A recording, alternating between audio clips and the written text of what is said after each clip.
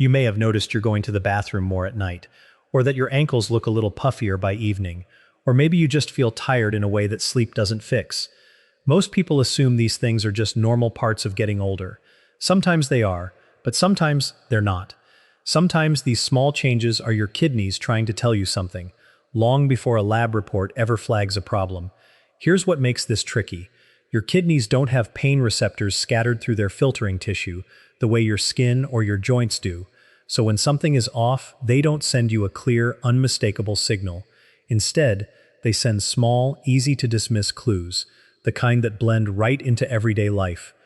And by the end of this video, you'll know exactly which signs are worth paying attention to, which ones usually aren't, and what your body is actually doing when your kidneys are working harder than they should. Here's something that surprises a lot of my patients. The kidneys can lose a significant portion of their function before you ever feel sick. They're quiet organs. They don't cause pain the way a headache does, or discomfort the way heartburn does. Most of the time, kidney stress builds slowly, in the background, without any dramatic symptoms at all.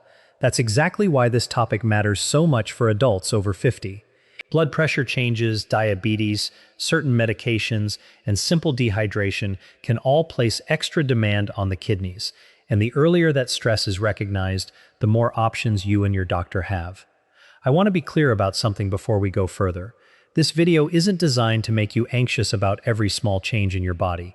It's designed to do the opposite, to give you a clear, calm framework so you know exactly what's worth watching and what usually isn't. That kind of clarity is something important right away.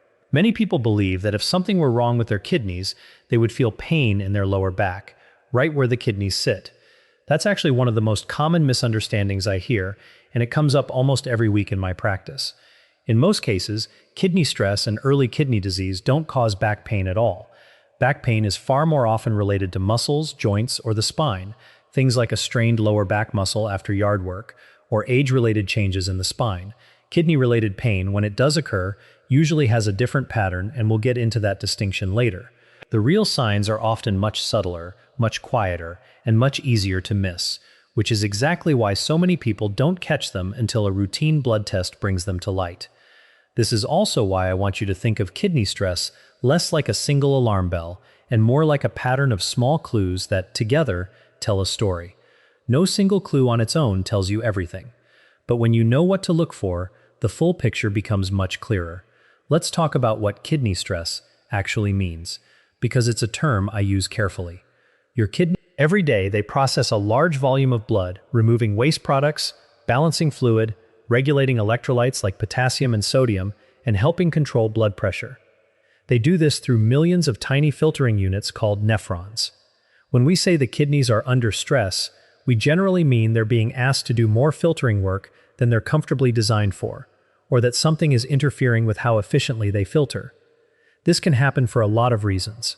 High blood pressure pushes harder against those delicate filtering vessels, like water pressure pushing against a garden hose. High blood sugar over time can damage the small blood vessels inside the nephrons, gradually reducing how effectively they filter. Dehydration reduces blood flow to the kidneys, forcing them to work with less fluid volume than they need to filter efficiently. Certain medications, especially when combined or used long-term, can add an extra burden on top of all of this.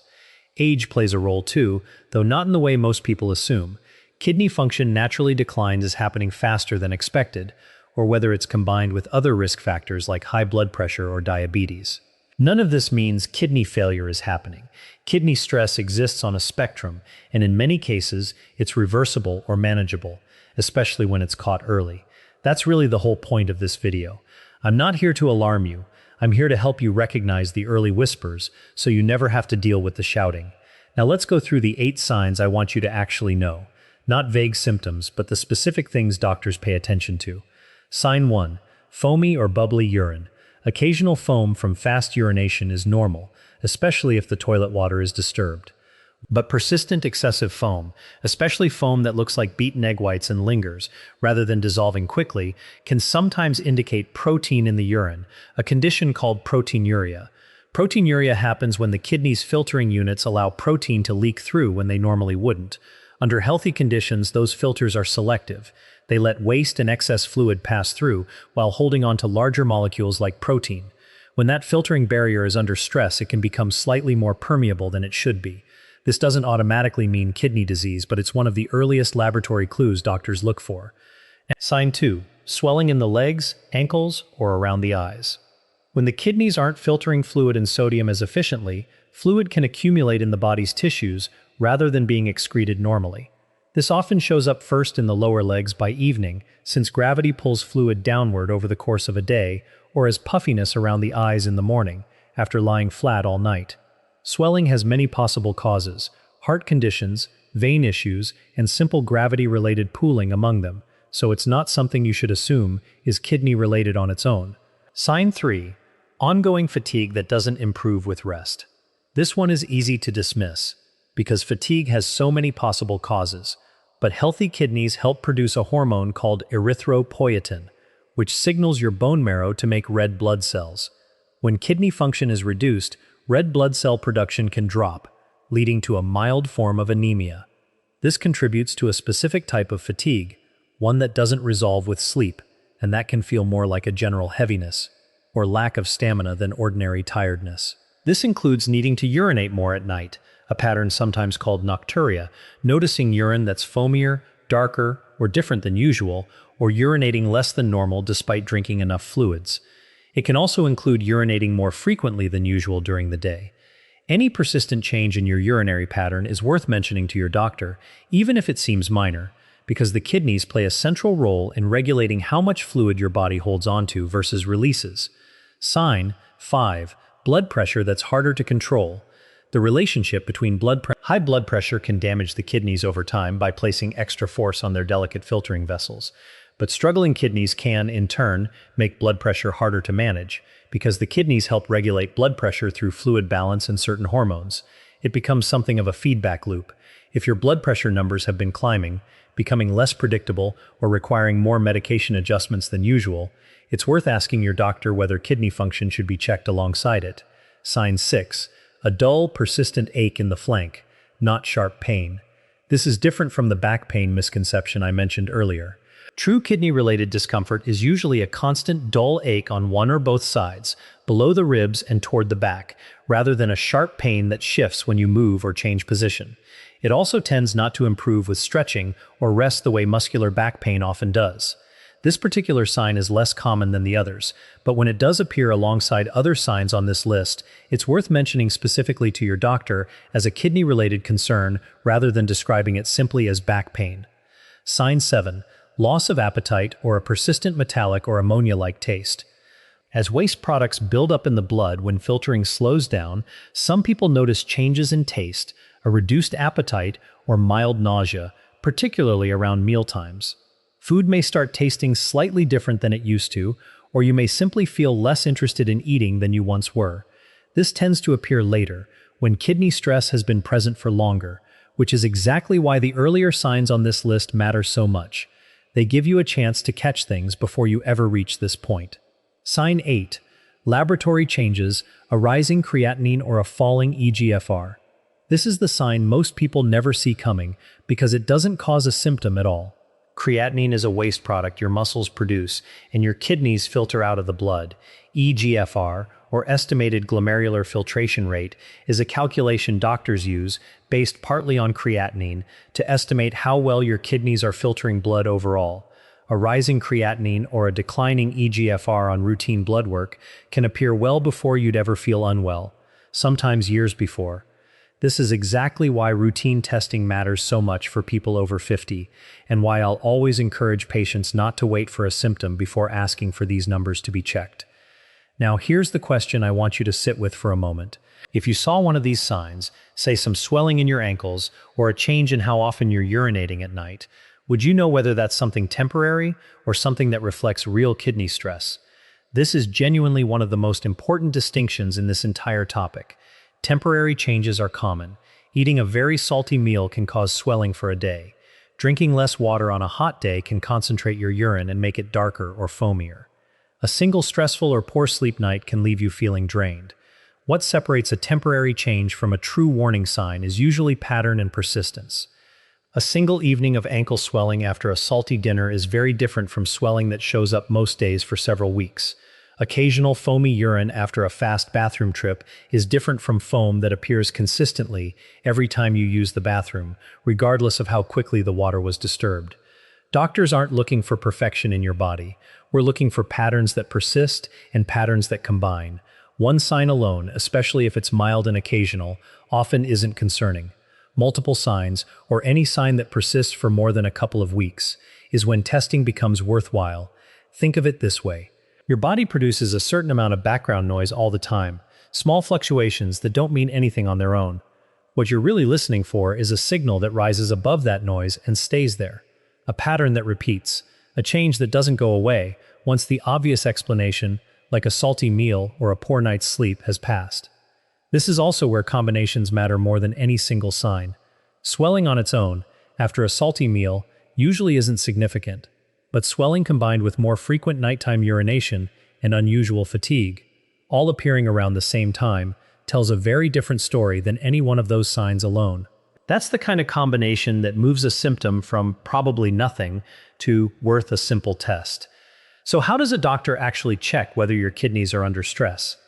The good news is that this isn't complicated or invasive. The two most common tools are a blood test and a urine test. The blood test measures creatinine, which is then used to calculate your eGFR. Again, that's the estimate of how efficiently your kidneys are filtering. Generally, a higher eGFR reflects stronger filtering function.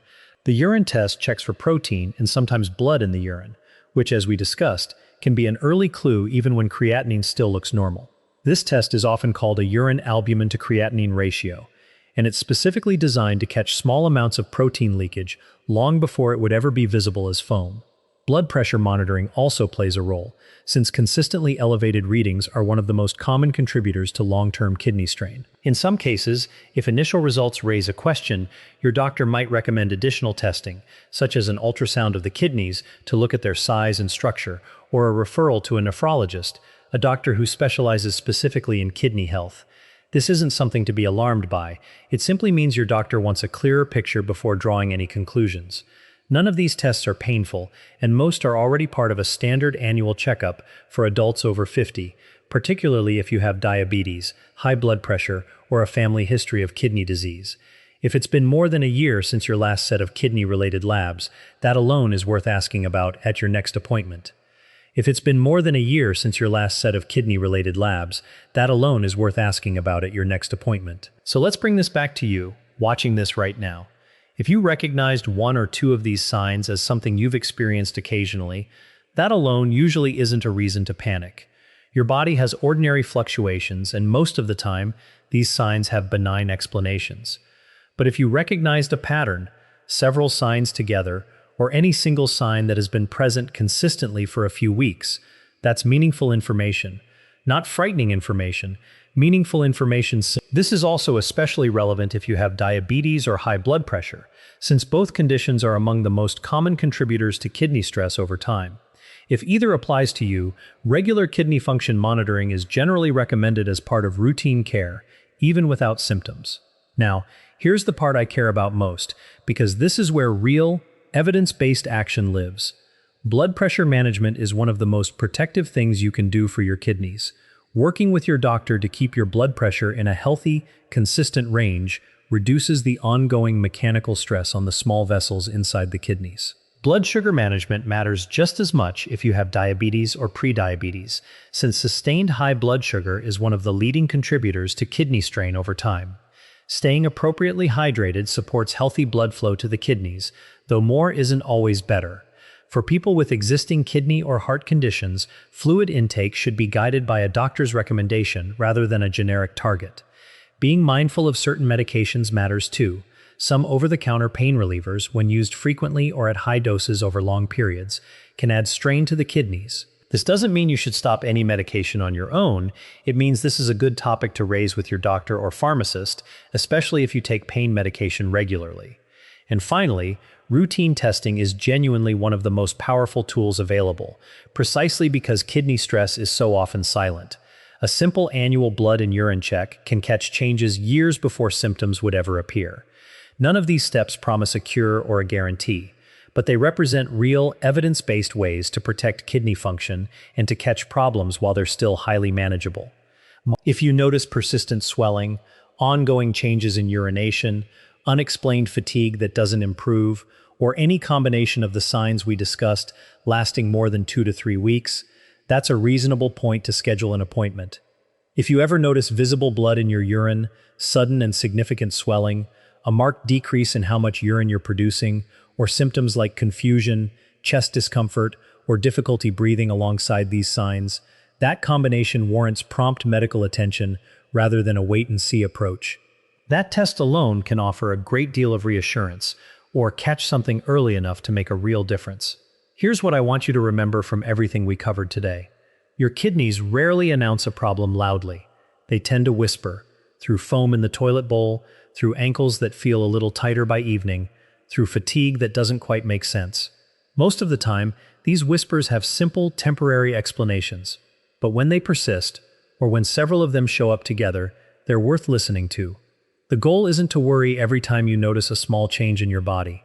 The goal is to know which changes deserve a closer look, and to get that closer look through a simple, painless test, rather than waiting until your kidneys are shouting instead of whispering. Early detection genuinely does give you more options.